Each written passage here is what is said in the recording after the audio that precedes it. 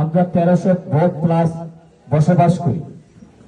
আজকে এই যুব সংঘ, এই মাতবর সমাজের যুবকরা গ্রামে গ্রামে এবং মাইকিং করে দাওয়াত করেছে।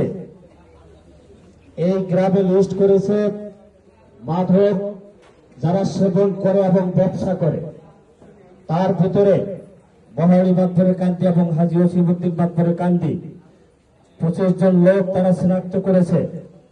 25 জন লোকের নাম তারা লিখেছে। এই 25 জনের বাবা মা এই সমাজেই বসবাস করেন। আমি দুঃখের সাথে বলতে হয়, এই ওসিমউদ্দিন মাতবরের কান্দি এবং বহারি মাতবরের কান্দি আমরা 600-650 ঘর বসবাস করি। 1200-1300 ভোট। এই ভোটের ভিতরে কি এই কয়জন লোক?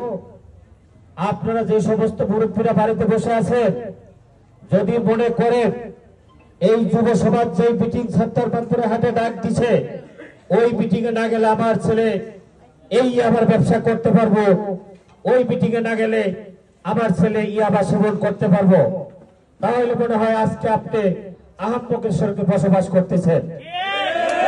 এই মিটিং যেদিন আমরা ডাকাইছি সেদিন উপস্থিত ছিল বাচ্চু মাতবর, উপস্থিত ছিল বাদশা মাতবর, মহাসিন মাতবর, তাজের মাতবর, আমরা আরো মাতবর বংশের অনেক এবং আমাদের সমাজের অনেক গণ্যমান্য ব্যক্তিবর্গ, ইয়াং জেনারেশন, সকলে সম্মিলিত ক্রমে আমরা আজকের এই মিটিং ডাক দিয়েছি। আপনারা যেহেতু আসেন নাই, তাহলে মনে করতে হবে আপনারা আমাদের মিটিংটায় কোনো গুরুত্ব দেন নাই। তাহলে আমাদের মিটিং এর চাইতে এই মাদক সেবন এবং মাদক ব্যবসায়ীদের গুরুত্বটা বেশি। আমি আজকে আমাদের সমাজে যারা আছেন, আমি আপনাদেরকে অনুরোধ করব, যদি মাদক শক্তিশালী হয়, মাদক ব্যবসায়ী যদি শক্তিশালী হয়, তাহলে আমাদের আর এই প্রতিনিধিত্ব এবং এই সমাজবদ্ধ থাকার কোন যুক্তিকতা নাই। যদি মাদক আমাদের কাছে পরাজিত না হয়, তাহলে আমাদের ছেলে পেলে, আপনাদের ছেলে পেলে, আমার ভাই ব্রাদার, আপনাদের ভাই ব্রাদার এই মাদকাসক্ত হয়ে এই দেশকে ধ্বংস করে দিবে। আর সেটার প্রমাণ আজকে আমাদের সমাজের মুরব্বীরা এবং অন্যান্য যারা আছেন তারা দিয়েছেন। আপনারা কেন আসলেন না? আপনারা দাওয়াত পান নাই না? আমাদের দাওয়াত আপনাদের গ্রহণযোগ্য হয় নাই? আপনাদের ছেলে পেলে দিয়ে আপনারা মাদকের ব্যবসা করাবেন, মাদক খাওয়াবেন, আমরা বসে বসে ফিচার খাবো। আমরা আর ফিচার খাইতে রাজি না, আমরা আর এইগুলি বরদাস্ত করবো না। আজকে যেহেতু মিটিং এ আসেন নাই, আমরা কালকে থেকে দেখে নিব কার ছেলে মাদকের সাথে জড়িত, কার ছেলে মাদকের ব্যবসা করে। এত বড় একটা কে? এই ইয়াং জেনারেশনকে আজকে আমরা পরিষ্কার হুকুম দিয়ে দিব, এই ইয়াং জেনারেশন হবে এই মাতবর সমাজের পুলিশ। পুলিশ যেটা করে তাদের সিদ্ধান্তই ভাইরাল। কেন আসলেন না? আমাদের গ্রামের লোকগুলি যদি আসে, এই চক্কর সহ ভরে যাবে। 1200-1300 ভোট চারটিখানি কথা না। আসেন নাই যেহেতু আমাদের মিটিং অবজ্ঞা করছেন, আমরা চেষ্টা করব আজকে এই 26 তারিখের মিটিং কিভাবে আমরা বাস্তবায়ন করব, সেই আলোচনা আমরা নিজেরা বসে অত্যন্ত কঠোরভাবে আমরা ব্যবস্থা নিব ইনশাআল্লাহ। এই মাতবর সমাজকে বিগত দিনে যতটুকু যাই হয়েছে, আজকের পর থেকে অন্তত মাদক সম্বন্ধে মাতবর বংশের প্রত্যেকটা মানুষ আমাদের সাথে থাকবেন, এই ইয়াং জেনারেশনকে সহযোগিতা করবেন, এটাই আমার অনুরোধ। আমি সেই সাথে আপনাদেরকে আরো অনুরোধ করব,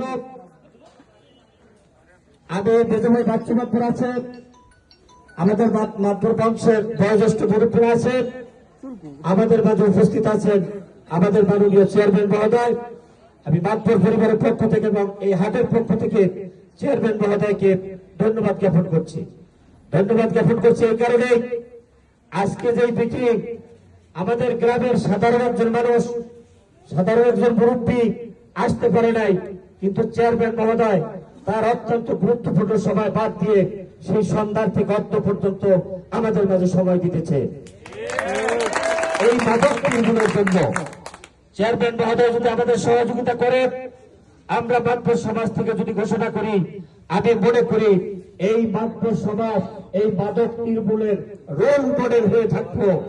কারণ এই মাতবর সমাজ থেকে আমরা যেদিন এই মাদক নির্মূল করতে পারবো, আমাদের দেখায় খাকান্দি, বাজিকান্দি, ফরাজিকান্দি, বড়কান্দি, পূর্ব নওডুবার প্রত্যেকটা সমাজ এগিয়ে আসবে। তখন সর্বপ্রথম নাম উঠবে মাতবর কান্দি। মাতবর কান্দির থেকে এই উদ্যোগ দিয়েছিল। আমি একটা কথা শুনেছি এক ব্যক্তির বক্তব্যে, তার বাড়ি সিংহকান্দি। দুঃখের সাথে সে একটা কথা বলেছে যে আমরা কিছু লোকজন আটকাইছিলাম এই মাদকের সাথে জড়িত।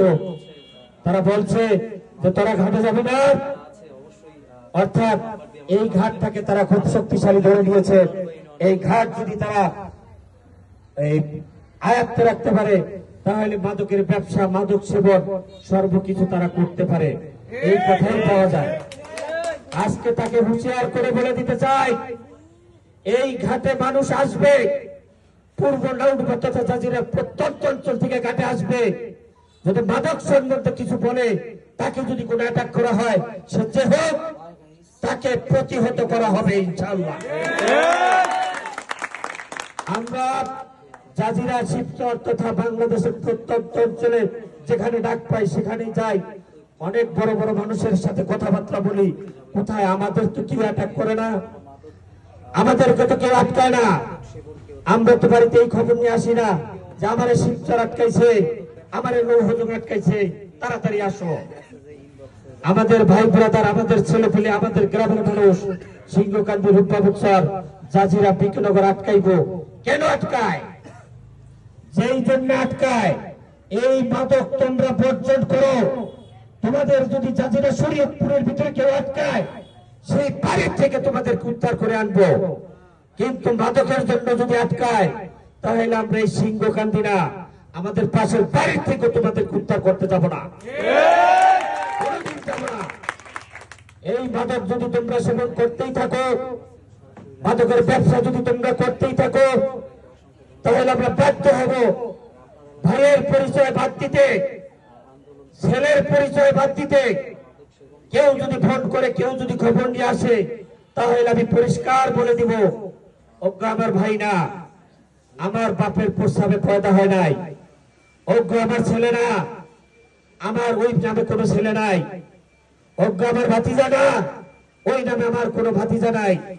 তাই সাবধান হয়ে যাও। যদি মনে করো মিটিং এ না গেলে মাদক সেবন করতে পারবো, মিটিং এ না গেলে মাদকের ব্যবসা করতে পারবো, ভুল করেছো। আজকের মিটিং এ না এসে এই মিটিং এর পরে আমি বাচ্চুমতপুরকে পরিষ্কার ভাবে বলবো, আপনি সিদ্ধান্ত নেন, আগামীকালকে থেকে আমাদের মাদক নির্মূলের কার্যক্রম শুরু হবে।